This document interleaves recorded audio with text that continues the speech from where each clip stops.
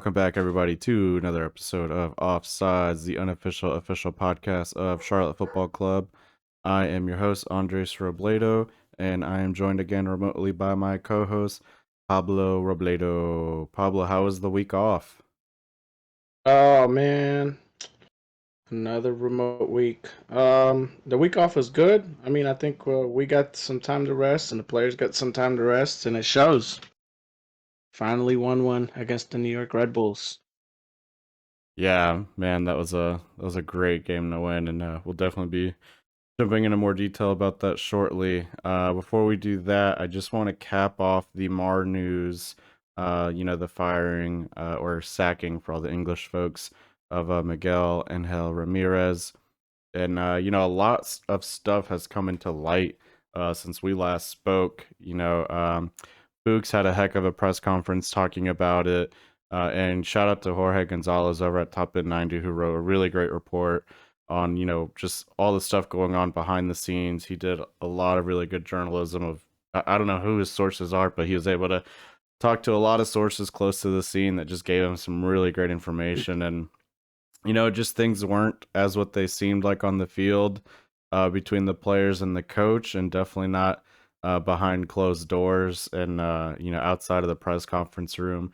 It seemed like there was a lot more of a, I guess, what I would call kind of a toxic relationship between Miguel and the players, and he was, just trying to use Charlotte to, I guess, leapfrog to bigger and better things, and just kind of half-ass the job, excuse my French there, and just really shut the players out and you know, kind of treated them unfairly. And I think a lot of that has shown in the last couple of matches. And I think the big thing has, this performance against New York has really showed, uh, a difference in coaching and how the players are feeling, and how they're being told to play the game now.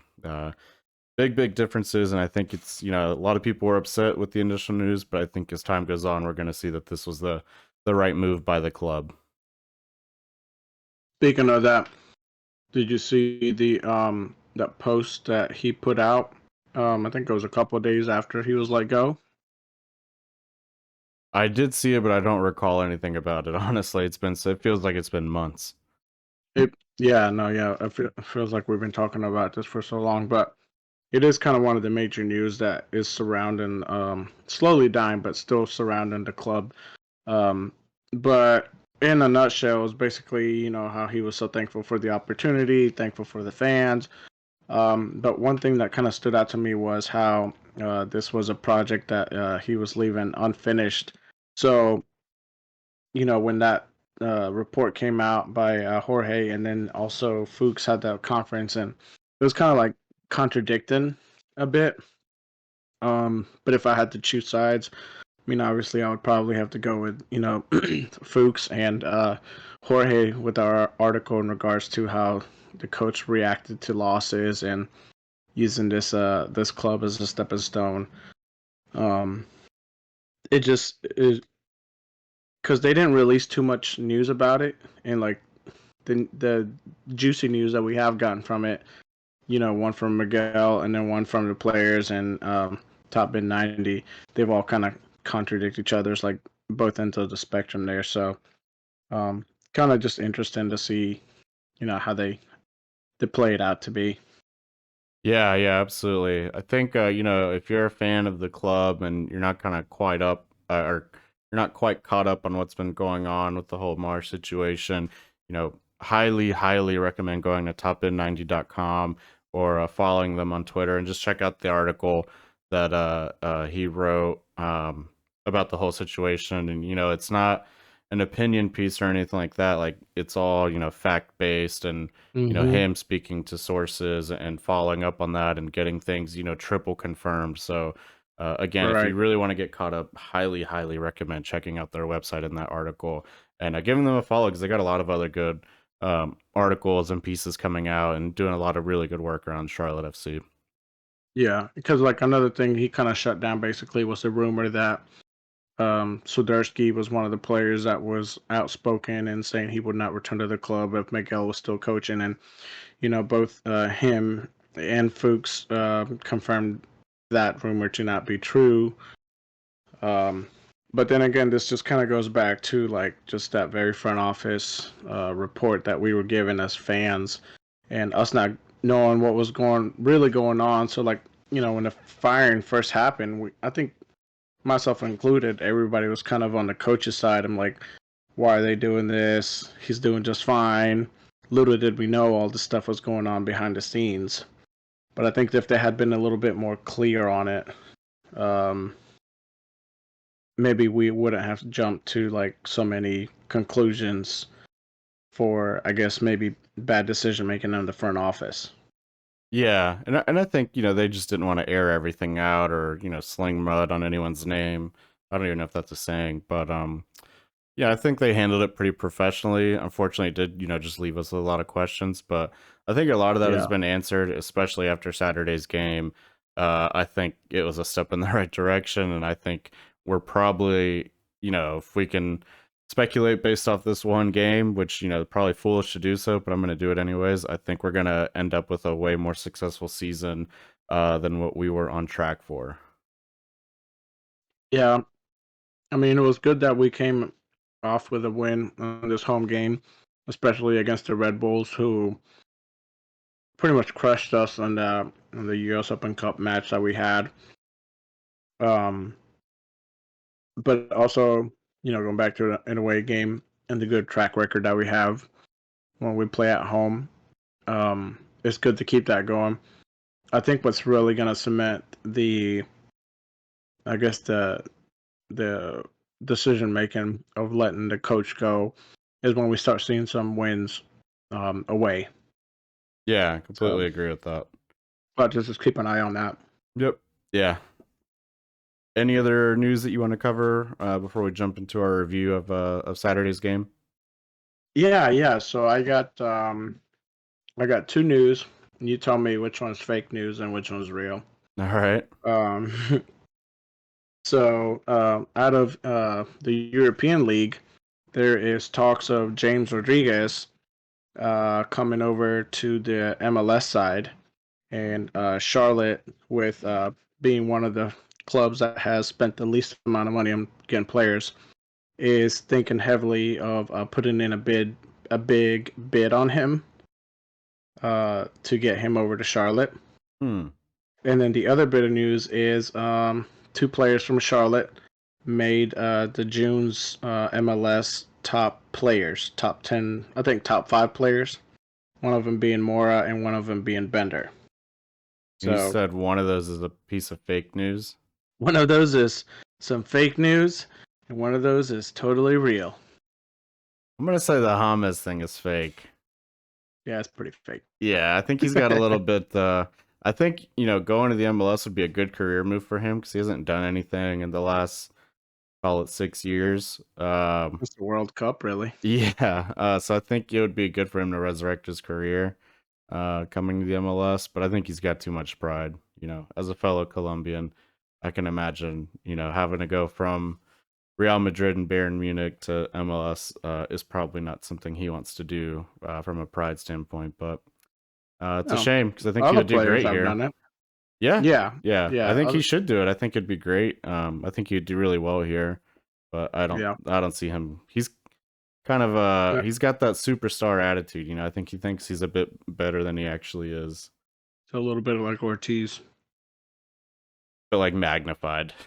Yeah, yeah. But I mean, Charlotte does have a good bit of money that they can fork out to get some of these top players. So it'd be good to get a big star like that. But we'll see. But no, Yeah. the real news was Mora, I believe, was named number 3 as one of the top players for MLS in June, and they uh, specifically mentioned this. Obviously, this past game, um, he had 10 tackles, 12 recoveries, 3 clearances, 2 interceptions, and 10 out of the 13 ground duels won. So, anytime the New York tried his side, they were immediately shut down. And then Ben Bender has back-to-back goals against the New York Red Bulls. Um, and he was actually number 1 on their list for MLS. So I thought that was pretty neat that Charlotte, new team, young players. I don't want to say nobodies, but in the MLS they are new, already making headlines like that. So shout out to those guys for making making the best out of this opportunity that they're given. Yeah, that's awesome to hear. And yeah, I think we'll get into it in more detail here in a second. But yeah, Mora had an outstanding game this past weekend against New York. Hmm. I mean, the only way you're going to get past him is if you killed him. It seemed like. I mean, he was putting everything on the line. Yeah, yeah, man. Plus, it was such a hot game. I'm surprised that guy played the way he did. Well, I mean, Hot, all those guys did, but yeah, like some more than others. It seemed like. yeah, yeah. Very, very true. Any other piece of news, or do you want to just jump right into the recap of the game? No, no, that's the only piece of news that I had. With going into the recap of the game real quick, do you think weather had an effect on the New York team in regards to how hot it is down here, and maybe they're not used to playing in this type of heat? Where I mean, I get they travel all over, but still, it was I mean, scorching. it gets pretty hot up in New York too. Yeah. Yeah, I mean, I've spent some summers up there, visiting, and I mean, it gets just as hot. Uh, I don't think that had a big effect. I mean, these guys are professionals, and they're on the East Coast as well. I think it'd be different if it was like the Midwest or Northwest or something like that, or one of the Hmm. Canadian teams, but they're not too far up north where I think it made a big Well, difference. the only reason I was asking is because I know something like usually what mid September ish is when they kind of start pulling their sweaters and coats out. Whereas to like here, we're still in like shorts and t-shirts. But Yeah, still, I was just yeah. wondering. I mean, it might have affected them a little bit, but I think it would have affected a lot of our players just as much as well. Especially coming off the international break, like everyone was kind of gone. So they've only been back for like a week. I mean, I don't know. To me, that doesn't Yeah, seem like true. enough time to reacclimate to the weather. And I honestly don't think it had that much of a factor. I think that the team just outplayed New York for Yeah, 85 minutes. New York just straight up stunk. Yeah. Well, we made them stink. Stink, stank, stunk. But let's jump into it. So, Saturday 3 p.m. game. It was hot. It was not as hot as I thought it was going to be, thankfully, because it's pretty cloudy. But it was, yeah, like you said, it was a heater. But, a little over 32,000 people showed up once again. This seems to be kind of our sweet spot for attendance. But it was great to see that turnout after all the news that has come out. I was a little worried if people were going to lose interest or maybe skip this one and see how it goes, especially with the weather, but it was awesome to see how many people came out. And it was your first time back since the LA game. You know Give me a rundown of what you thought of the experience at your second home game. This one was different, but also still good in a good way. Whereas like the stadium wasn't super packed. Obviously, they're not selling tickets for that 500 section up there, which is fine. I get it now why, but like even though we had 30,000 fans, I still saw a couple of like little empty rows here and there. But the fact that it wasn't like as packed and you could like get up and go to the restroom without having to wait like 10-15 minutes in a line, or go get your popcorn or drink refilled without having to wait in line for a long time, just made it that much better. Because like when we played our home opener game, it was like, man, the lines for the bathroom were so long at halftime, and like good luck getting any refills or drinks around that time without just missing the kickoff again. Yeah. Um, Besides that, the atmosphere was still great. The fan, like we sat right behind the supporter section. Those guys were going crazy the whole time. The whole time, I thought somebody was gonna like pass out from heat exhaustion, but like they just switched off the coordinators and like just kept it going. So I thought that was pretty cool. Um, And besides that, they still keep the tradition of singing the anthem, leaving it up to the fans. That was pretty neat. I'm glad they did put the letters up, the lyrics. I mean, no, but besides that, it was a good experience, and we're planning on getting tickets again, most likely sometime either in August or September for one last game. Yeah, and then you and your oldest are coming with us to the Chelsea game, right? Got your tickets for Yeah, that. yeah, we'll be at the Chelsea game in July. So That'll be a she was kind of scorcher. complaining a little bit. Yeah, she was complaining a little bit about how hot it was. I'm like, it's gonna be hotter in July, so you better get used to it. I think the first cup of drink we had was like some Coke, and then towards the end it was just like fill it up with ice and some Powerade. Yeah, yeah. They don't have water at the fountain drinks area. At least No, like, uh, which is odd. But I mean, I guess it forces you to buy bottled water. yeah, I think that's the point. Yeah, but I mean, Powerade is probably just as good. Yeah, definitely. Awesome. Well, glad to hear that was, another great experience. Feel like it validates the season ticket purchase, honestly. And that I'm not just buying into I'm not drinking the Kool-Aid and buying into the hype, that it is an actual fun experience. No, So no, it is because like I was surprised when Angel was like she was talking about thinking about purchasing season tickets next year as a Christmas gift. I said I don't know about that just because like I mean it you do fork out a good bit of money. It would be fun, but I think me myself I would probably maybe get a little I don't know if we'd like with the schedule that we have it would be worth it. Like I know we would miss some games. yeah, But like the fact that she's bringing that up, like she's having fun at games. Um, she's not like a huge soccer fan. Like if there's a game on TV, she's not gonna watch it, but she would rather come to a stadium and like experience it there. So I'm like, that should tell you a lot of things there that how fun a game is to go to. and I guess one last thing to touch on before we dive in deeper. You've been to a lot of Panthers games, definitely a lot more than me. How do the two experiences differ? In which, if you could only do one or the other, which would you prefer? Oh, it's funny you asked that. I've been thinking so like me and my buddy, we already are planning on getting some tickets for when the Saints come to play, maybe when the Cardinals come to play as well, and I think also when Atlanta comes to play. So we're already like kind of booking ahead. Um, but it's two totally different things.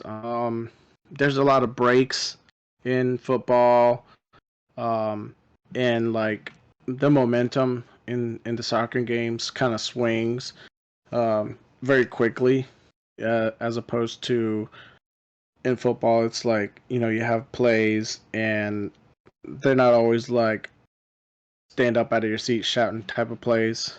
Whereas in the soccer matches, there it's like anytime we get close to the goal, everybody starts standing up and yelling, or whenever there's a foul, anybody's yelling. Uh, there seems to be in my opinion, there seems to be a lot more energy at the soccer games, and I would prefer to go to a soccer game over the football game. Like I've been to a good chunk of football games, and for the most part, I probably don't stand up and shout as much as I have in one match. Like comparing football to soccer, like I probably sit through most of the football game until they get to maybe the red zone, or if it's like a third down and long, and like the other team's got to make a play. Everybody stands up and starts banging the seats, things like that. Hmm. But if I had to pick one, I would definitely probably pick the soccer games. Nice, nice. Good to hear the difference between the two.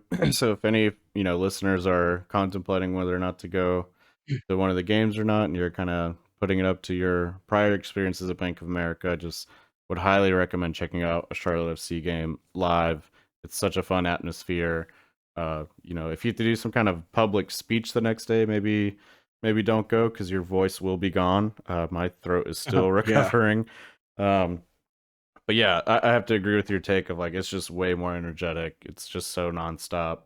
As we're at the football yeah, games, I have plenty of time to check my fantasy lineup and scroll on Twitter for a bit and stuff like that. Where at these games, like if I try to bust out a tweet, I'm gonna miss a play. yeah. Exactly, and even just like the fans, when you're like going into the stadium or leaving after the game, like their fans are still riled up. You still hear chants going and things like that. Um, Whereas opposed to when you leave a football game, everybody's just kind of like on their own little world type of deal and just walking out. It's not as hype. You're just trying to get the heck out of there. Yeah. Um, with football games, they sell the upper section, so like the stadium's super packed. Parking is hard. With the soccer game so far, like parking was a breeze. I parked in my regular parking spot and there was like nobody there. I'm like, this is odd. I could have probably parked a little closer too, but I'm so used to parking there and just kind of taking the little 10-minute walk. Yeah. Um, I think next game we go to, we'll probably make like a little day trip out of it. Just park up there and walk around downtown a little bit, maybe get some food, and then go to the game. Nice. Nice. Yeah. That'll be Yeah, fun. yeah. It's like you get the whole Bank of America experience, but in not such a packed cart sardine type of way. Yeah, it's not as chaotic. I agree. Yeah, it's not as chaotic at all.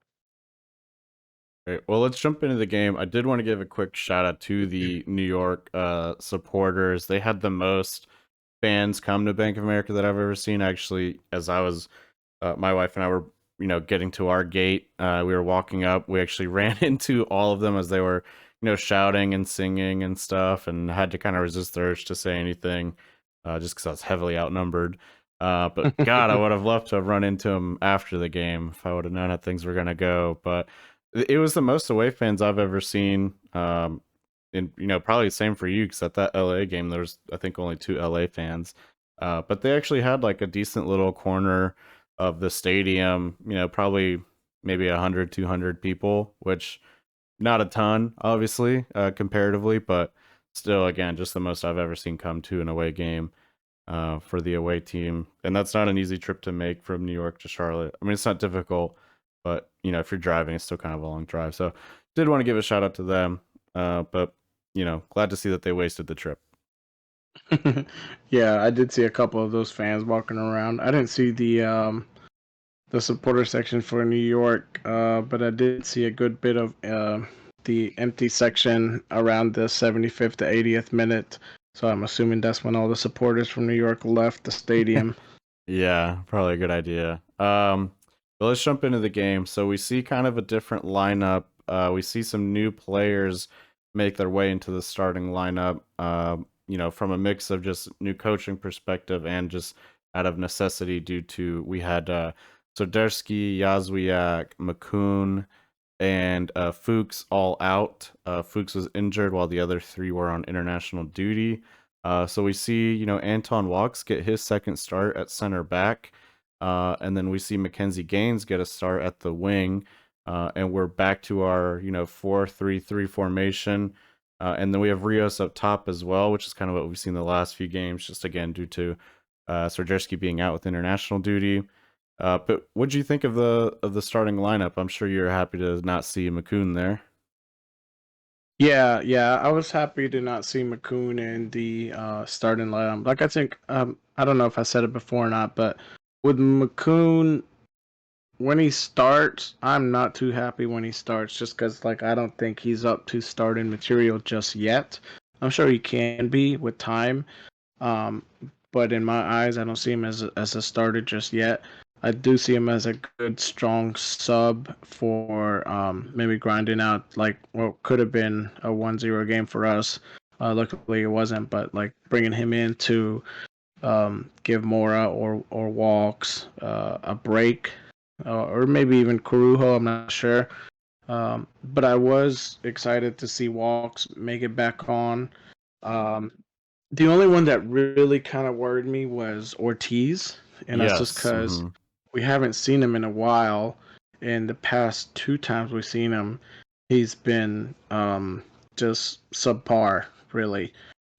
But this game he had a an above average game, somewhere. So I don't know if I would start him again. Like I would have rather have seen Vargas start over him. But then again, maybe it's just the new intermediate head coach decision. Maybe he sees something that we don't. Yeah, But he yeah. no like all these guys, this whole lineup had a great game. Yeah, I mean, I think this was easily the team's best performance of the season so far. Um, and again, one of the things, and I don't think we didn't really touch on this up front, but with one of the big issues that Fuchs and some of the other players had with Miguel was just his I don't want to say inability because that's kind of the wrong word, but I guess stubbornness to just make lineup changes. He kind of just always put the same guys out, and I think it's something a lot of the fans and you and I have talked about of like, why are we still doing the same thing over and over again? Why aren't we giving other Hmm. players a try? Especially, I don't want to brag like, hit too much on McCoon, but like just again, like you're starting McCoon, but you've got two other center backs you could try, and he's had his ups and downs. Like, why not try something new? Um, Right. Because and it makes you wonder if like if you're starting McCoon and he's doing that awful, like are these other guys even worse than McCoon? Like why are we, why are they even on the roster? But like it just goes to show you like this guy. Again, I thought Miguel was fine when he had him. I didn't know all the backstory that was going on there. Um, but we never experienced or we never messed around with that lineup too much. Where like Walks got a good chance. Like this is probably the most Walks has ever played since the beginning of the season. yeah, You I know, mean, his only other and look at start. what great game he had. Yeah, I was gonna say his only other start was against Philly, which it's hard to rate him Yeah, against it's that hard to team. compare those games. Yeah, and yeah, I thought the partnership between him and Carujo looked really, really good. There was a couple of moments, especially early on in the game, where it was like some situations where in games prior we would have gotten scored on.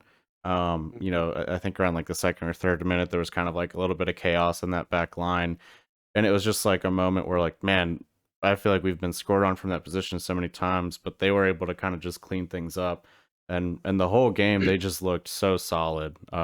I was never really worried when New York had the ball in our half. They just seemed like that whole back line. It just seemed like they were never going to give anything up. Um, you know, Yeah, we talked about not without a Morris' fight. performance. Yeah, we talked about Morris' performance earlier.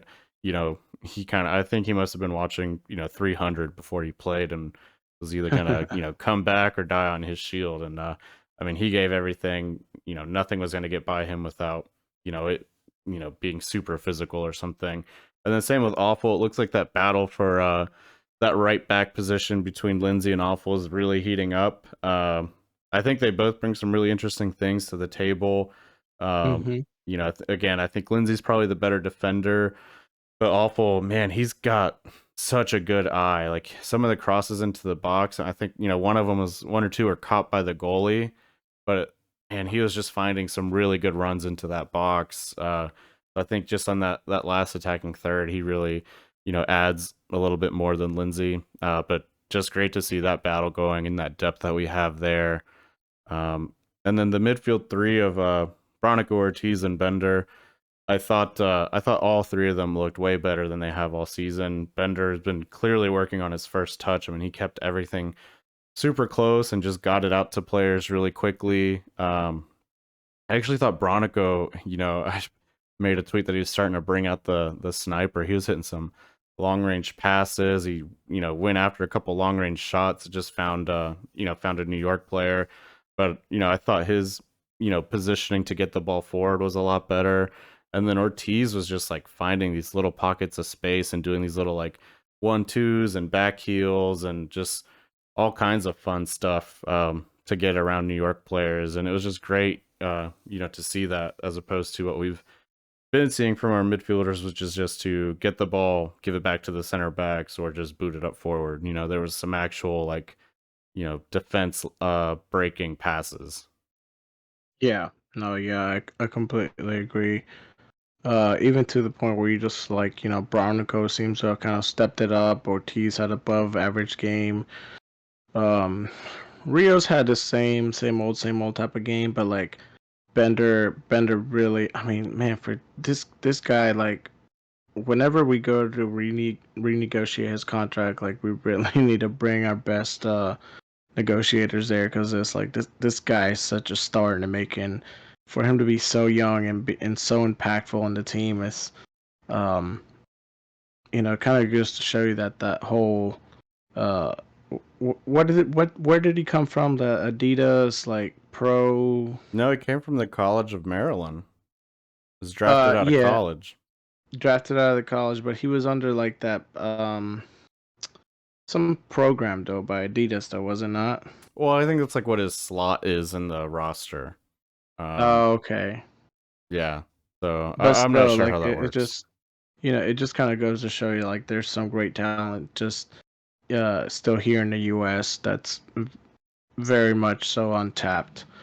Um, but besides that, um, I did kind of see when they were warming up, and I saw some of Bender's like shots from outside the box, and he was like, I was like, oh man, like yeah, he kind of does need that improve on that first touch or just like that outside shot. But I think when he's like under pressure and he doesn't think about it too much and he just does it, he performs better. Kind of, I would say I would compare it to like when I'm hitting golf, but balls at Top Golf and they're just coming out and I just swing. I do so much better when I sit there and like try to think about it and then I just shank it. Yeah. That's a great comparison. The other great thing about Bender's performance too is just like it felt like our whole offense was running through him. Like he was so pivotal in us like keeping possession and then like getting out of tight spots and just switching it out. Like there's a lot of moments where he was connecting with like Mora and Andre, and it would get really tight on that left side of the field, and he would just kind of swing it around out to like Perujo or Ortiz, who would then get it to Gaines or Rios, and it just felt like we were able to keep the ball in the opponent's half a lot more efficient and with more purpose through Bender. A lot of it was through him. Yeah. It felt like. That's a speaking of gains, that's another guy that I thought was um kind of getting underutilized, and he had such a great game this past Saturday as well. And he was working it down and fighting off defenders all the way down the line to get some crosses in. I think he needs a little bit more work on getting those crosses off sooner and out away from the goalkeeper, because I Yeah, would say a majority of those crosses he had were snatched up by the goalkeeper, yeah. but also because like he just took it so far down the line, like he had nowhere else to go, and he had no other options but to crosses. So it And at the was almost speed, like at the speed he's going to, like he's so fast. Like to even just have the right, athleticism to get the cross before it crosses over the end line, like yeah, the angle he's like exactly, crossing it at, he doesn't have, much of a choice but to get to the keeper, unfortunately. But just right. the fact that he's getting into those spaces, I think he must have been in the locker room watching those old Joga Bonito videos because man, he had what like 5 megs, he dummied a player, just was tearing up that left back for New York. I mean, Yeah, he was just out there having fun, man. He was just playing street ball. It yeah. was I awesome. wish I wish Charlotte would put a little bit more of his little highlights out there, because like I saw on Instagram where New York put out this little highlight reel of one of their guys kind of getting the ball past three of our guys, and they had a little smirk on there about maybe next time you should bring five guys. I was like, okay, well, did that get you 3 points? But still, like, we had so many of those moments too where they just had one or two maybe, And and Shin Gaines had a good bit Yashinsky of as them. well. Like he had a couple Yeah. megs. One thing that I did want to note about Shin Yashinsky is I think the only way he knows how to bring down a ball is with his face. I saw him get hit in the face with the ball so many times after like chesting it or it just coming up to him, and I was like, man, that's gotta hurt. Like he's been hit in the face 4 or 5 times today. But he had a Yeah. great game as well. I mean, both those guys were just playing with the whole team just seemed to be playing with a bit more freedom and like creativity. Is that something you No. noticed? Yeah, yeah, and then again, I'm hoping like this is not just one of those things where they're playing at home and they feel more comfortable. Like I'm hoping that this is maybe has something to do with Miguel being gone and maybe the weight's lifted off their shoulders and they can play how they really want to play. But we have to yet to see that in the away game, so we'll have to really keep a close eye on that. Yeah. Going back to Shinashinsky though, I mean one thing I will have to put a negative on is he had that wide open shot, just him and the goalkeeper, and like, Yeah. man, what was he thinking? Like, he shot it so slow and like almost right at him. Well, he had one where it kind of got deflected and went to him. Uh, and then there's a lot of players like in the middle of the top of the box, and he was kind of out to the left, and it just kind of popped out to him, and he shot like a really weak one right to the keeper, and then there was another one Hmm. in the second half where he got just played this great ball and was just one on one with the keeper, and yeah, That's the one I'm referring to. the one late in the second. Okay, yeah, and yeah, I don't know if he just didn't realize how much time and space he had, or maybe he was hearing footsteps and thought someone Right. was coming on him real quick or what. But yeah, I mean, I wish he would have put that one away. Just Rios had a real just thinking similar one about it. too. Yeah, yeah, he Some of did. the positions that Rios got into, or some of the balls that he got played, make me really excited to see Serdarski back in the lineup because I mean, obviously, there's a big difference in talent and finishing talent between the two of them. So I Hmm. think if we can get some similar delivery or find Swiderski in some similar places, I think he's going to start bagging in some more goals because there was just somewhere I was like, man, I can't believe Rios didn't score that one, but I can see Swiderski putting that one away. Yeah, yeah, like that one open opportunity Rios had, like Soderski would have definitely put that in. And there was other couple of moments where like, There's like a header like right outside the 6 yard box where I kind of thought yeah, a better player would probably put that one away. yeah, and looking at the Sofa Score player ratings, I'm surprised because Andrei Shinshinsky he's got a match rating of 6.5 where Daniel Rios has a 6.8, but I Hmm. thought like Shinshinsky had the better game overall. I just if there's like one player I would like hark on the most this past game, I would say it was Rios. Like he just seemed real just lazy out there almost like he was just Yeah. kind of jogging everywhere until like he was in the box and then maybe that's when he would start sprinting or when the defenders had the ball like he was just jogging to them to pressure like all these other teams when our defenders have the ball they're like sprinting at our defense and like Rios is just either walking or jogging up to him. I'm like, dude, like where's your hustle at? Like you're supposed to be making plays here, not just jogging everywhere. Not getting into open spaces until like maybe he's a pass away. Uh, I wasn't Rios, too pleased with Rios this past game. I wasn't either. I'm on the uh side of he kind of stinks. He's a good like depth player. Like, if you want to throw him on the 85th minute, I think that's like a competent, he's competent enough. And he can obviously, like poach some goals or just get in a sneaky spot and score. But I don't think he's going to Hmm. be your main man. And there was a lot of times where Rios reminds me of like some people I played with growing up playing competitive soccer, where it was like the center forward who thought he was like a very flashy player or a really good dribbler, and then whenever he would get stuck, he would just kind of toe the ball to one of the sides and then be like, "Yeah, why didn't you finish that? Like, why didn't you run on that?" It's like, are you serious? Like, like he had a couple of those moments where he would get the ball in a really good position to play that final pass in and would just hold it for too long or take too many touches and just lose it. Um, so I definitely think out of all the players on the Charlotte side, he was definitely in my eyes the weakest link there. Yeah, yeah, but I think once Swiderski gets in there, it's gonna be a whole lot better. If anything, I would have even, when they're making the subs, I understand why they made those subs. Which we can get into later. But I was really hoping that Vargas was gonna be one of those subs coming in, and Rios was gonna be taken out, because I feel like Yeah. Vargas could have easily helped the team put another goal or two in. Yeah, I mean just the spots that like Mackenzie Gaines was finding himself in and Andre as well. I was like, "Oh man, like I could see Vargas just wreaking havoc in these same positions, Hmm. especially cuz he seems to be kind of more of a natural finisher than the other two. Just from the little bit that we've seen, like he seems to be less afraid to go straight for goal. while these guys maybe take a few too many touches.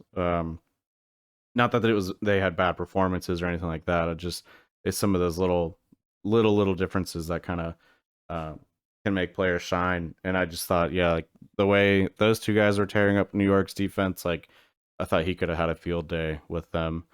But I guess we'll have to wait a little bit longer to see that. Yeah, yeah, I think you're right. So to dive into the first half, because we've just been kind of talking on certain players and in generalities. The first 3 or 4 minutes were a little worrying. I would say, kind of seemed like we were going to give up a goal early again, like we've have been lately. But after that third minute, and one of the really interesting statistics here is that New York only had one shot on target, and I believe it was in those first 3 minutes. It really felt like every minute after that, we just took more and more control over the game to Yeah. where, from the third minute, I would say it was New York's game. From there to like about the 10 to 15th minute, I would say it was like 50-50. But after that 15th minute, all the way to the final whistle, I mean, that was our game. Like, we were just Yeah. continuously in their half, creating chances, um, moving the ball around with, some actual purpose as opposed to just swinging it across the back line. Like it was really, really good stuff. Yeah. We had 11 shots, five on target, two were blocked. And we had, I believe, 61% possession to 39. Now that's Hmm. that those high 60 or low 60 numbers we've been seeing in a lot of our matches, but I mean, how big of a difference was to the Saturday's 61% to say against Orlando, where we also had high or mid 60% possession. Yeah, this felt like a more true 60-40 possession, and in the way that the result came out. A lot of the times when we had the ball, it was in their own sides, and like you said earlier, like we were making those runs down the sides per our typical, Charlotte attack. But there was also a good bit of those attacks were coming from moving the ball around in the center, which I mean, honestly, we don't see too much out of Charlotte up until recently, which I'm glad they are starting to do that. But um, no, yeah, it seems to be like where things like players are starting to kind of click, and chemistry is starting to develop. Um, where like you saw a couple of back heel passes, things like that, where they're starting to figure out like who's gonna be where, Yeah, and we're not just playing the ball down the side and crossing it in, um, per usual tactics, if you can say that. yeah.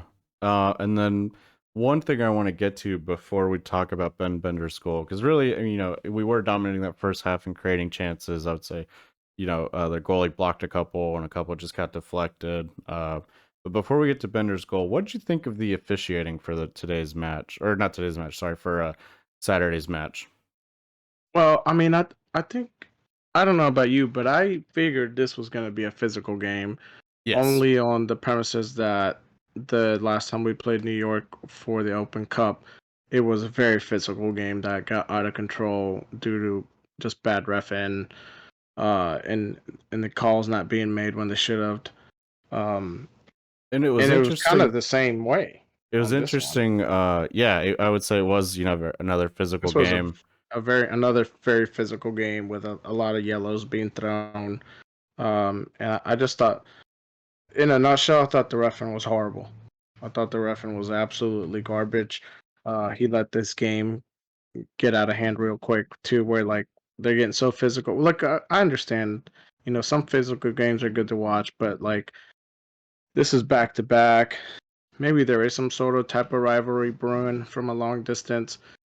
Um, but when they're playing under these temperatures, I think the injury risk is a little bit more uh, than usual, or just or a red card, or like just the physicality of it. Like when you're playing hot and you're kind of, um, I'm not sure. Like you're just hot. Players are being physical with each other, and just like the chances of you making an ugly uh out of character foul, I feel like are greater. Is what I'm trying to get to. Yeah. Where players just kind of lose their cool and not No, I saying like agree. punch, but maybe like Zinedine Zidane headbutt or something like that. Man, I would pay extra to see that happen. That would be I mean, awesome. you kind of saw that a little bit like towards the later end of the half, where like Kalina was uh pretty much kicked in the face on one of their attacks, and the ref was like any other time.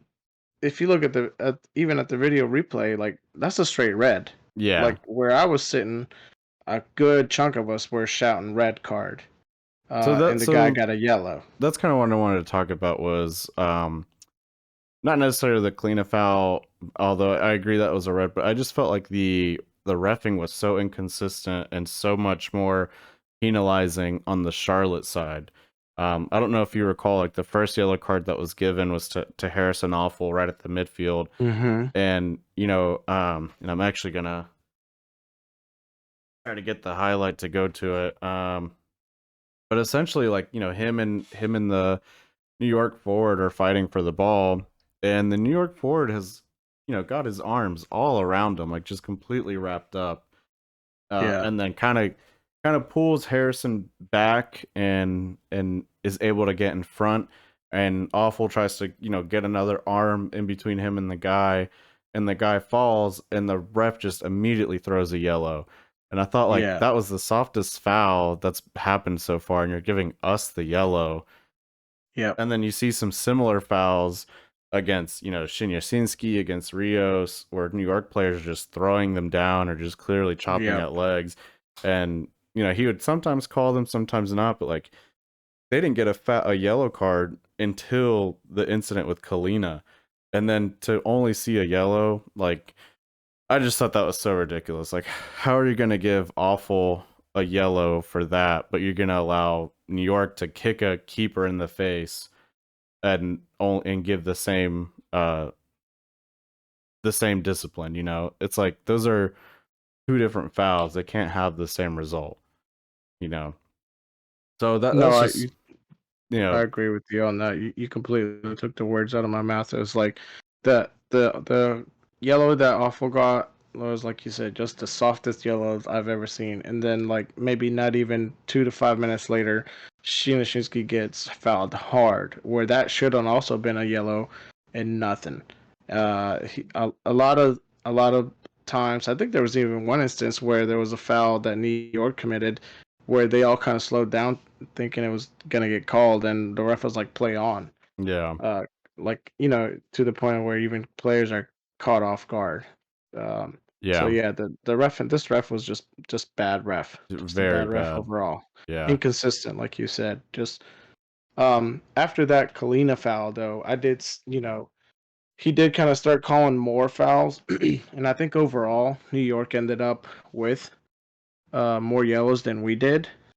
Um, but I think that was also, I would say, is just out of pure frustration. More of those yeah, yellows came in the second half, but I think it was just New York being frustrated and just yeah, wanting to play physical, and they didn't care, if they got fouled out or not. Like yeah. I mean, just looking at the total stats now, disregard for whatever the ref was thinking. yeah, and just looking at the stats now, yeah, New York ended the game with 10 fouls and 3 yellows, while we were at 6-2. Um, Right. so just clearly it was a physical game. What was interesting too is I rewatched the game at home on TV, and it seems like that storyline of it being kind of a rival, up north and a physical game was being spread beyond just what you and I thought. It seems like the announcers were kind of thinking the same thing, and a lot of fans back and forth also seem to have thought that, at least on social media. So I think when we play them again at home, I think that'll be very interesting, especially if we can sneak away with the win. But yeah, I think this is going to be a team that it's just going to be one of those matches where it's just It's physical, just a physical one. dislike between the teams. I think there's going to be a lot of history made between the two of them. But now Because I let's think also, and I don't mean to cut you off there, but I think like I remember before the first half even ended, I looked over Angel, and I was like, "Man, are we up 4 yellows already?" And she was like, "What are you talking about?" I mean, clearly she had no idea what I'm talking about, but like 4 yellows before the first half's even over, I was like, "That's a bit excessive." Yeah, I'm surprised no one got carded out, but yeah. I was kind of hoping for it. At least if it happened on the New York side, that'd be sweet. But yeah. Yeah, So then that kind yeah. of brings us to the end of that first half where, in the dying minutes, and I didn't realize this when it originally happened, but it was actually, they gave 3 minutes of stoppage time, and Uh the huh. the goal actually occurred like past that. So I guess there was some additional. I guess I don't recall the game stopping, but I guess it must have stopped for another minute or two in the stoppage time and got us that extra time. But we get the ball. Ortiz, I think, is looking to find Shinyasinski out wide, and Bender just great first touch of just stopping the ball's momentum and then kind of wrapping it around with that second touch, and then just fires a freaking missile. It does, catch New York's, probably most hated center back, Tom Lawrence, number 7. It catches him and deflects into the goal. But He's man, that garbage. yeah, that thing was a missile though. I think that's probably the strongest shot I've seen Bender take. And God, what a goal, man! The stadium erupted. I don't know Yeah, how you were, but I freaking lost it. yeah. Oh yeah, I was up shouting, embracing all the beer that was being sprayed on me. It was just such a sense of relief when they scored it, knowing that like we're going into the second half up. Um, no, yeah, it couldn't have came at a better time. I No, I I mean you could think feel how big of a gut punch it was to the New York team when they were walking yeah, off. yeah, and I don't think they.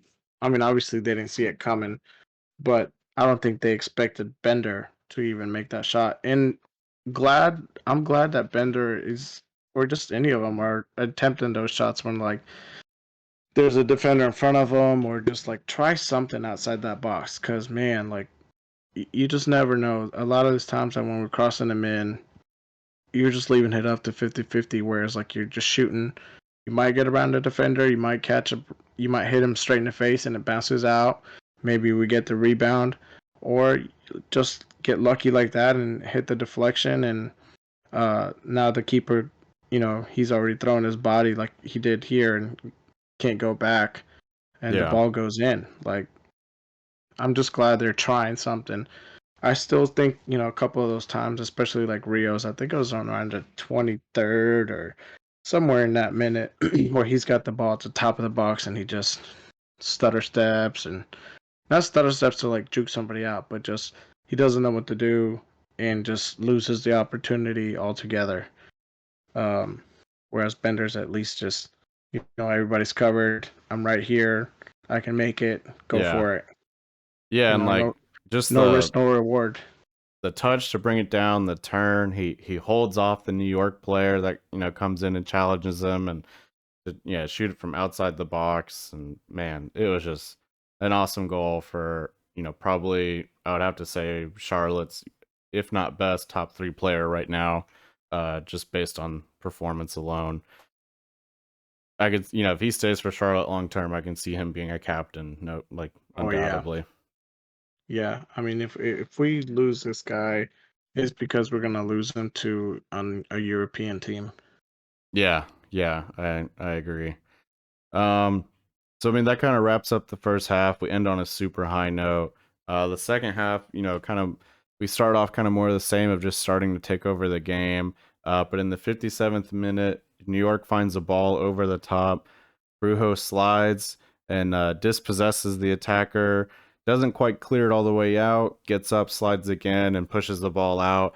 And then the guy a good second after Carujo's already slide, trips over him, and they originally call it PK, which I couldn't believe they called that. Right. Again, more of just how bad this ref was, but I think I think a big thing was when the whole stadium, and you have 32,000 people chanting "Ref, you suck." I think you probably have Multiple to go to times. yeah, I think you have to go to VAR after that, or else he was not going to get out of that stadium alive. Oh no, no, I would have. I mean, it was just such a, especially when they showed it, before they went to VR and they showed it just on the jumbotron there, and you can just see him just flop, just taking that flop. Yeah, Uh, took a page just out of Ronaldo's playbook. whoa now. But yeah, the holy diver himself. Um, no, but it was just so over the top, exaggerated, and the fact that like the ref called that and just inconsistent. Uh, Yeah, and then they go, and here's what I think, in my opinion, um, is what also made this ref just stink. They go to the video replay, they take it back because it's clearly not a foul. Then that should have been a yellow for that guy for diving, yeah, I agree. but he didn't get that either. The funny Uh thing too is like usually when refs go to VAR, it takes a little while. At least from the experience I've had of like watching games and they go to VAR. huh. This was like so quick. He watched it like once and was like, "All right, yeah, not a penalty." Like, Yeah, I think he just kind of went through the motions of doing the VAR thing because like everybody saw that on the jumbotron. Like this guy yeah, clearly flopped, yeah, and you just like you and your side refs had just are not doing your job. I feel like this ref was almost kind of rooting for New York. yeah. He might be from New Jersey or something for sure. Yeah, he looks a little bit like a New York, New Jersey. It's a Jersey thing, but it's just inconsistent refing, just Yeah, overall bad. yep. And I'm really happy it didn't get called because I thought Carujo was just having. I mean, a lot of players had the game of the season so far, but he was just, man, incredible. Easily his best performance. And, some of the like tackles and some of the steals that he was getting, it was like bringing out the same feeling as like when you see someone like do a step over or a Maradona to get around someone. It was like, the defensive equivalent of that, of just, or like, hitting a shot from outside the box and hitting upper 90. Like some of those steals he had, like, man, I was just like, how, like, he would just steal the ball out of someone dribbling without even like touching them, like out of nowhere. And I was just like, that is great. And then his recoveries and his like slide tackles are also good. Like he just played so well. I think he's improved so much in the like 2 week break or whatever. And Yeah, I think it's the hair. I think that he's gone Super Saiyan and has just elevated himself. yeah, that's another thing. What's up with that hair? Like, is that just what all the soccer players are doing it? You saw, Carujo do it. You saw, what's his name? Ortiz did it Alcivar. earlier in the year. Yeah, Ortiz did it earlier. I think Alcivar halfway did it. He wasn't fully committed. Yeah, he's like, I don't know about this. And now Rios is doing it. I'll say, the effects of the blonde hair are different for different players. I think Carujo's getting a bit of a buff from it, and Rios not so much. No, yeah, Rios is still same old Rios. Same with Alcivar. But yeah, I guess that's just a new trend that's going around. This uh the Eminem hairstyle, early Bring Eminem. bringing it back. My name is Stan. Yeah. But also going back to Carujo, he reminds me of like because for defenders, I always think great defenders are tall and kind of stocky like that. Um, with some of the exceptions being like Roberto Carlos or Mm-hmm. Ashley Cole, Yeah. but like he reminds me of like a young Yepes. I don't know if you remember Yepes from Colombia, Mm-hmm. or even just maybe not quite as much, but like Rio Ferdinand. I mean that dude is just a physical defender, He reminds and me and of to be his size and stature, like very quick. kind of like a mix between Puyol and Vidic. Like kind of Yeah, those two guys of like just putting it all on the line, like, doesn't care if he breaks his nose to save a ball, like whatever. He kind of reminds me of that kind of like old school center back. Scarface. Yeah. Yeah, if Puyol and Riddick had a baby and Scarface was the Godfather. Yeah. But I mean, he looks so good now. I mean, earlier in the season, like anytime Fuchs wasn't involved in that back line, I was a little bit worried. And obviously, like Krujo was improving, but he, Yeah. could He had sometimes those still little make spells where he was kind of like on the downward track. Yeah, but this game was like perfect. Yeah, yeah. Now, had they not called that penalty, what do you think that would have done to the momentum of the game? You think we would have still scored that second, or you think we would have given up another one? You think it would have demoralized the team and where we give up another goal? I don't know. I definitely think the substitutions would have been different. I think you would have Right, seen like Reyna and Vargas come on, um, as opposed to like Jones and Sobozinski. right. But yeah, I don't know. That would have been a big momentum killer. Yeah. Especially just it happening so early in the second half. But I think And it just, with them not calling it or, like calling it back or whatever, I think it kind of went the other way of like it just really killed New York's momentum or like, it just shattered any hopes and dreams they had. Because like yeah, from I that think point, we just dominated that game. oh yeah, yeah, you're absolutely right. It was like after that, New York just lost all its kind of will to fight. I mean, they had some little sparks, but nothing enough to like really start a fire. I mean, Um, it Even when that thing got called back and like the whole stadium erupted into applause, Callie was asking, she was like, "Did we score?" I'm like, "No, but it's almost like we scored." the ref would have won a lot more points with me if he would have done it gladiator style of just hold his thumb out and then just like thumbs up for no PK, thumbs down for PK. That would have been sick. But no, yeah, I mean, I felt like it really gave like everyone more momentum, especially like again, Mackenzie Gaines kind of just really started tearing up that back line after that. Like he was Yeah, just going for some outrageous stuff. yeah, I think he really wanted to put one in the back or get an assist Or just make real like a bad, which is highlight good. tape of just like him juking guys out. No, I think from just the previous couple of games, you could make a decent highlight tape of him. Because he's had some incredible runs. Yeah, It's just yeah. unfortunate he hasn't been able to get that cross off early enough. Or even just go for it himself. Just cut in and rip one. Yeah, yeah. Um, But but then moving on. yeah, so Oh, go then ahead. yeah, I was gonna say just going forward, again we're just dominating the game, keeping the ball in their half.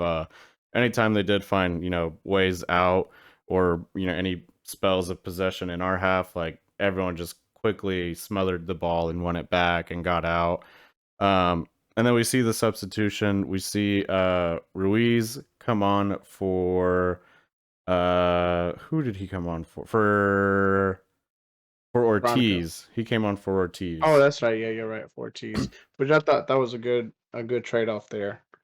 Yeah, and I really liked it because it meant Ruiz was going to play a bit further up than he Right. has been lately, which was nice to see. And you could see like his technical skills and like passing just helped kind of like settle the game down even more and um, kind of kept us in control. The other substitution, so then that was at the 76th minute. And then at the 80th minute, we see Jalen Lindsay come on for Harrison Awful. Great substitution. I mean, I think you're, you know, doing a 1-for-1 sub there, where you're not really giving up any quality to rest a guy. It's just like, a top player for a top player. So love that. And then we also see in the 86th minute, uh, Jan Zobozinski come on for Gaines, which was interesting. 'Cause, he added an extra defender to that back line and just sacrificed, one winger, which is interesting to see. And then also Derek Jones for Bender, which was also awesome to see just because it allowed, again, Jones, similar to Ruiz, play further up the field, while Brent Bronico just kind of stayed in that defensive midfielder position to hold things down. What'd you think of the substitutions? And kind of, I would say they're definitely more defensive minded. Yeah, you're right. They're definitely more defensive minded. I could see why like Bender is coming out. He's had a good enough game. He's probably, I'm assuming, tired. Not that he couldn't finish the game, but like we need probably somebody more physical and defensive minded to finish out, just grind out the 1-0. Um, I wasn't too thrilled when they kept leaving Bronico out there. Like I just want to see Vargas go in, but I understand why he didn't. Like even because I had told the girls that there was a Colombian player and they kept asking if he was gonna play, and I kept telling them no, he's not in yet, he's not in yet. And then they asked me like, why is he still not playing? And I had to tell them I was like, it's probably just tactics right now. Like we got 1 point, we got to just make sure they don't score, so we got to put in fresh new defense. It's the way it goes sometimes. So no, Yeah. I understand why they kept Bronico in, and I'm so glad that they put Jones, in the game, uh, and he ended up, scoring, which we'll get into that later. But Yeah. um, man, that guy is such a threat out there, and like just anytime he steps out there, like his stature is just it's something else. Yeah, and just the way he can keep the ball too, and then just like Yeah. turn a defender away and find a pass. It was great to see. I really like the substitutions just because we saw different players. Like yeah, we've seen Mm-hmm. Jones a couple times, but not a whole heck of a lot. Especially lately, I feel like. So it's good to see him starting to get minutes again. And then Yep. Zobozinski, that was his MLS debut, and don't want to rag on Mar again, but it was just like, man, we've had problems in the back line, and you've had this guy who looks, pretty good. Like, why haven't why haven't we used him at all? And he kind of played in between Walks and Mora, which makes me feel like he could, easily play for Mora, especially for a late substitution or something. Um, Right. so it's just nice to see new players get out there and get opportunities and make the most of it. Um, that pretty much brings us to the end of the match. The 90th minute, they get 7 minutes of stoppage time, which I thought was pretty crazy. I didn't think there was 7 minutes of stoppage. What did you think about that call? Yeah, I thought 7 minutes was quite a bit. I mean, five, okay, yeah, sure, but like seven, I mean, man, that's like you adding on almost another hour there. Yeah. Um, I was also impressed. This is just kind of backtracking a little bit, but impressed by Kalina. There was a couple of shots that he saved and kept us in the game. And then I think it was around the 80th or maybe 85th minute, he had that one goal kick, sent it like another laser pass down to those guys. And then that's where like I think Shinishinsky had a break and just shot it right at the keeper. Yeah. Yeah, Yeah, it's always but nice when your keeper can just find like that deep threat pass. yeah, that's just like even the keeper's like getting these good looks. So the team was just in a rare good form, I would say. Yeah. And then so we get, to stoppage time, 7 minutes. Feels like an eternity and just feels like, given New York that much time, maybe something will happen. Especially with us, like, the substitutions kind of make it seem like we're not going for a second goal. But for then the team to just respond right away and bag that second one with great, short passing across the face of goal. And, Ruiz is just able to, turn, beat the defender, kind of juke out the goalie a little bit and just pass it for Jones to just tap it into a wide open net. I mean, for me, it just felt like it validated everything I've been saying about Jones since we signed him. Great to see him get a goal, and hopefully it leads to more minutes. What'd you think of the goal? Oh, I thought it was a great goal. Definitely just surprising that it even came in that late. Because, like you said, from the subs that came in, and even from the way they were playing, where they were just kind of holding the ball towards the sideline or going towards their corner and just kind of trying to kill the clock a bit.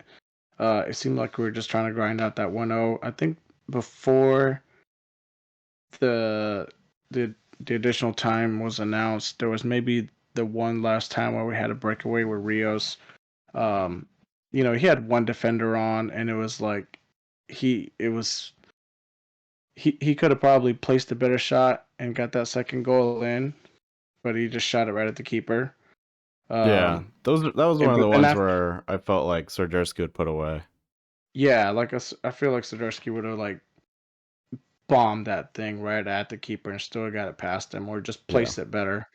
But Rios tried to like I don't know if he tried to like swerve it around the keeper or just it was just a real lazy shot from what I've seen Rios shoot. Like I don't know, he's only had a couple of goals and they haven't been exceptional. Where this one, like he could have had a real good goal and he just shot it right at the keeper basically. But after that lousy shot, there was really nothing as far as attacking wise from us that I can recall. Just us holding the ball, killing the clock. Um, Yeah. and funny we mentioned Rios because Rios is kind of the one that started that last play for us to get the goal.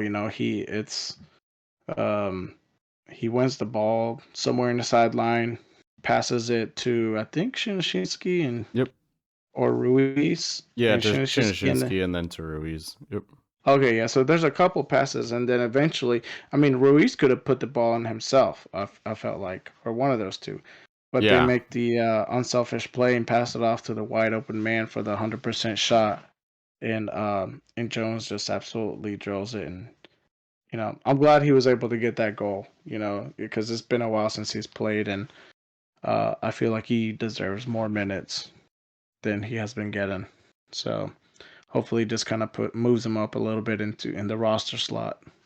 Not only that, but it also seems just like the way this new coach wants to play or wants the midfielders to play, like for him to just put him in a more advanced position compared to what we've seen Hmm. Ramirez do with Jones. This is a lot more exciting, and I think utilizes him a lot better. So Yeah, yeah, because I if you mean, go back to like our old tactics and how we have played maybe 4 or 5 weeks ago, Rios wins that ball on the sidelines and then he crosses it in. Where now we got like 3 or 4 guys in the box and we're passing it in to a yep, short shot.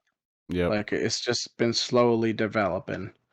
And yeah. again, this like when they have games like this and they play so well against good teams like New York, um, to the point where we dominate so much, and then you go and play like some of these crappier teams and have like such a crappy just game and end results. Like that's what gets me frustrated is like how do you perform so well against these better teams and then like when you play these lower tier teams it's like you bring your game level down to theirs. Yeah, I mean, I But guess I would push back on that a little bit. Like, I mean, New York are sitting fourth. That they're the only team we've beaten that is ranked higher than us right now. All the other teams we've beaten have been lower tier teams. So we got Cincinnati, New England, and Miami in 7, 8, ninth, and then Atlanta in 11th. New York Red Bulls, that's our fifth win. And our sixth was against Vancouver, who's at the top or at the bottom of the West. So I would say, this is actually the first good team that we've beaten.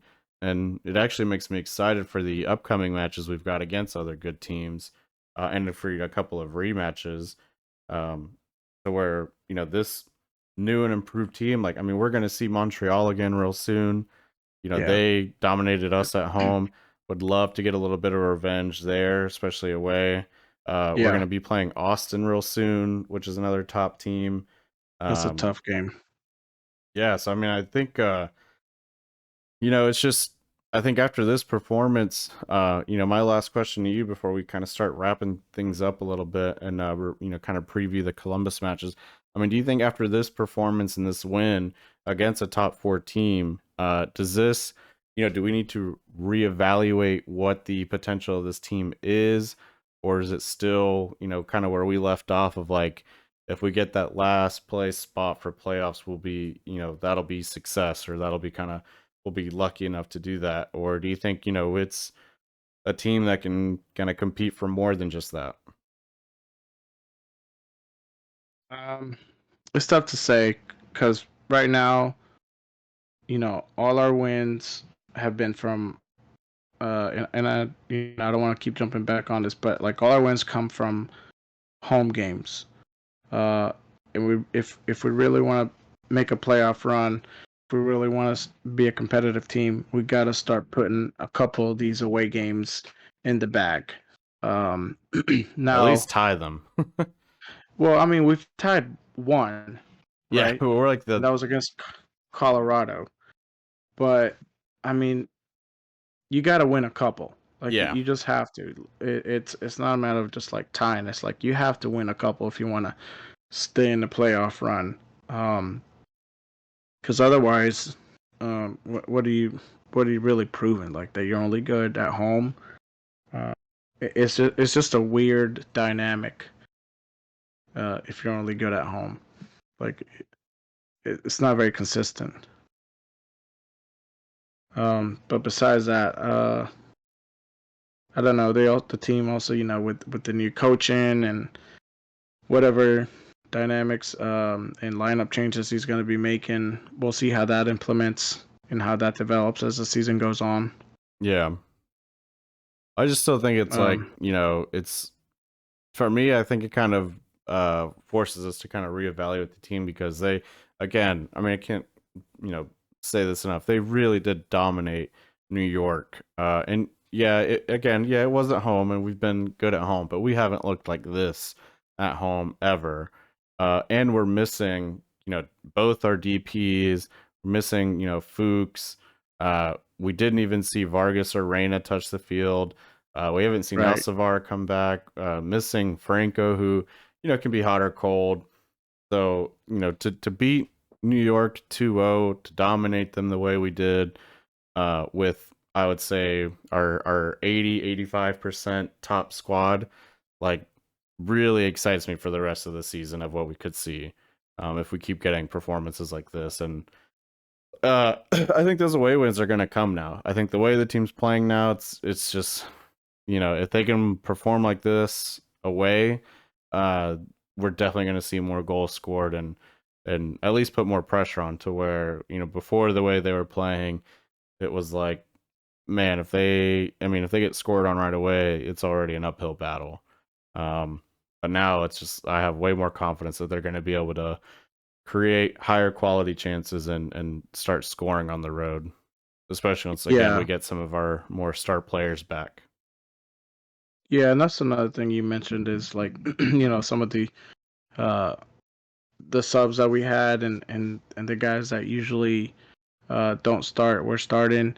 Because that's like one thing that would kind of worry me sometimes is when you take off the main starters for a sub is like, oh, this guy's maybe not as good. But now, like you've seen some of these subs getting start minutes or just being subbed in, and they're proven worthy of being on those matches. And so when they come on, I'm not as worried how they're gonna perform.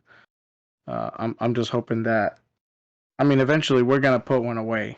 Like we just have to like just by statistics alone, like you're bound to put one away.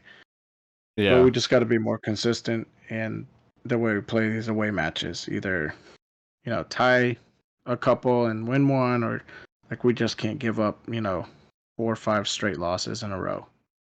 Yeah, no, totally agree. I think the other, and my last point will be this is, after seeing the performances that some of these guys who weren't getting time before put in, you know, I feel a lot more comfortable with the depth that the team has now compared to, 2, 3 weeks ago.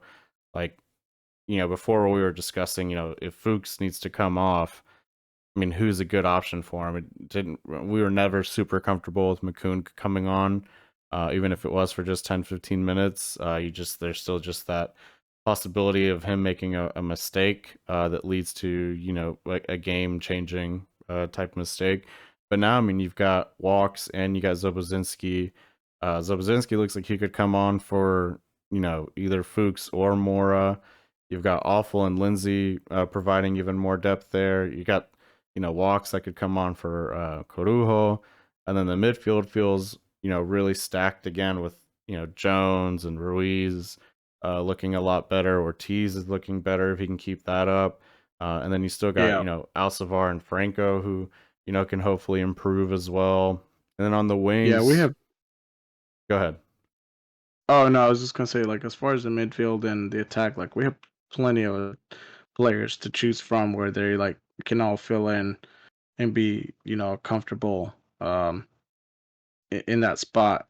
I would say the only ones that we probably still have maybe just like a little bit of depth is just on the defensive side, but the ones that we do have there to fill in, um, they're good.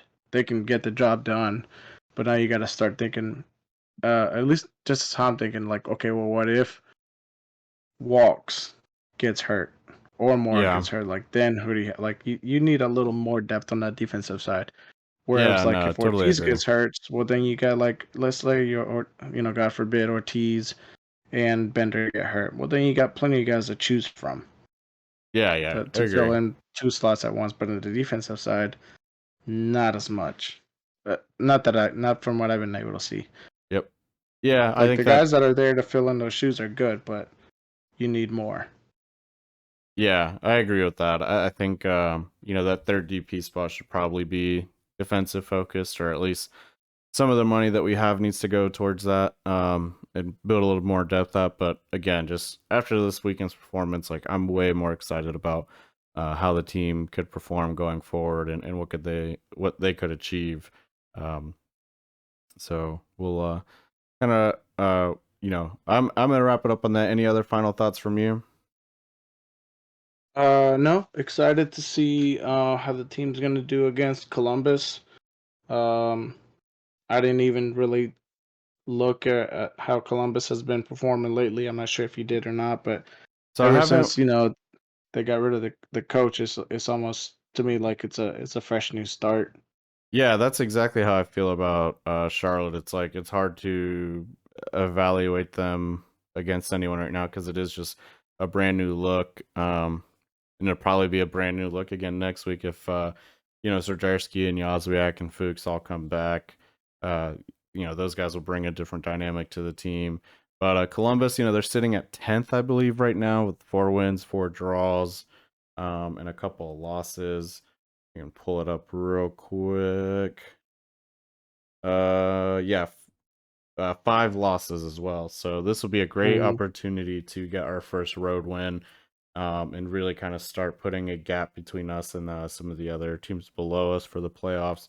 Because man, you and I were talking about it before the podcast.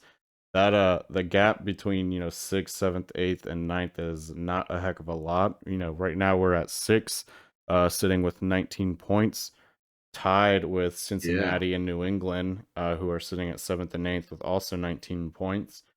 And then Inter Miami's at ninth with 18, and then you've got Columbus and Atlanta with 16. So we've got a decent buffer between those two teams, but I mean, shoot, if Cincinnati or New England win a game on a week that we don't, I mean, they're just going to shoot right above us. And then it's crazy. and then the gap between us and fifth and fourth place is actually pretty sizable, with New York having 23 points, sitting at fourth, and Orlando with 21 at fifth. So we've definitely got some headway. We need to start winning some away games, like you said, and a lot of the big important games are going to be some of these rematches away with some of these top teams like Montreal and Cincinnati. I think we've already played Orlando away, but the rematch Yeah. against Philadelphia will be big. So if we can start stealing some points there from some of the top guys, as well as just securing points from the teams below us, I think it's really gonna help our playoff run. Obviously. Yeah, from the stats that you gave me, the of Columbus, like that seems like a good team to kind of start gaining momentum, to start building more points or adding on to our points on our tables there. Yeah, and Um, the more we're getting involved with MLS, like I think we've said this a couple times now, but this is both of excuse me, both of our first real season following MLS. But the more I look at our schedule, man, there's just really no easy games coming up at all. I mean, we've got Columbus, who's probably the easiest out of the next three or four, but then after that, we've got Montreal, we've got Austin FC, and then Houston Dynamo and Nashville. right. Um, And so the way man, like these points, make us jump into playoffs, out of playoffs, into playoffs, like week after week, you're in, you're out, you're in, you're out. It's like it changes my perspective on all these other teams. Like a couple of weeks ago, Columbus was top dogs. Like they were in the playoffs. I'm thinking this is gonna be a hard team to beat. And now it's like, oh yeah, we could probably beat them. I mean, if they're anything like New York, we could beat them. So it's just crazy how like how the gap uh between teams are as far as point differentials on the table is, and like how easily you can be in and out of the playoffs within a 2 week period. Yeah, yeah, absolutely. Well, that's gonna be it for me. Any last thoughts from you? No, let's go ahead and announce the jersey winner. Yes. I'll let you take care of that. Yep. One Yes, Queen. second. I would say the only player that still kind of worries me on our lineup is that short goalkeeper. Because if when Kalina went down and I thought he was gonna have to come out, I said, "Oh no." Um, I'm not too worried about it, honestly. Like, he was a D1 player. He won a national championship. Like, he seems pretty quick too to kind of make up for the height. Uh, I think the only thing that worries me is because I've only seen him play the what 2 games. yeah, in the Open Cup. Yeah, Yeah, and I don't know. I mean, he got scored on by those teams. yeah, that's true. True. Hopefully, Kalina stays, healthy the rest of the season.